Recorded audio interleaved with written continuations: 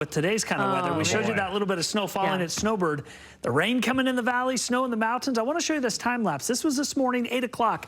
The flow was out of the south all night long, so you can see those clouds moving in from south to north. But then in came the front, other direction, north to south, flipped the flow, brought in the cold, brought in the rain, and oh my, it totally changed the day. And some spots, they got pounded. I showed you some of the rain totals earlier. Let me add a couple more to the list. Centerville, 1.14 in the rain gauge. Solitude, Big Cottonwood Canyon, 1.05. South Ogden, 9/10. North Salt Lake, almost 3/4. Lake Point, over a ½ inch. Tooele, over a ½ inch. And Holiday hit a ½ inch. So for going for the month of September with hardly anything, this was the saving grace when it came to adding at least something to the totals. It was pretty rough. This is what we typically experience during the month.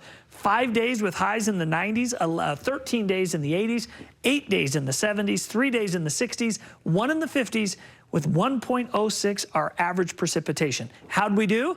Well, we got 4 days in the 90s, 18 days in the 80s, 8 in the 70s with no cool days, no 60s for highs, no 50 for highs, 0.42. That includes today's rain.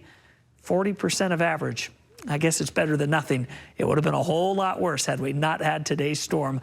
Airport picked up about 1/4 inch. 50s right now for Logan, Ogden, Salt Lake, Provo, Price, but 70s in Moab, 70s in St. George. That little frontal boundary came through, but really just kind of curled on out before bringing in that real cold air. 57 in Cedar City, 80 in in Las Vegas. The temperature change?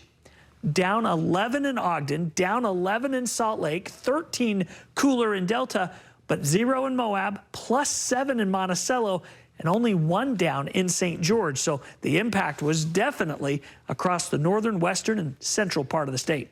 Satellite and radar showing that storm when it came through. Lots of wind, lots of lightning, lots of thunder. It quickly zipped off to the east. There's a couple of little weak embedded impulses that'll just drift by northern and western Utah tonight and tomorrow. But the main event, or the next storm, will come tomorrow or over the weekend. So sunshine tomorrow, a nice day, northern to southern Utah. Same thing on Thursday, beautiful. But by Thursday night, we bring in some clouds. Friday, a new low pressure approaches from the west.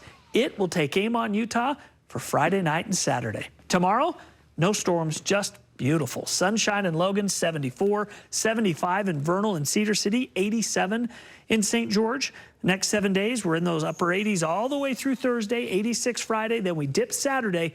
Doesn't look like we're going to get the storm in St. George. Cedar City North has a chance, and then we're back to sunshine and low 80s to start next week. Wasatch Front forecast, sunny skies for the next 2 days with temperatures in the 70s and 80s.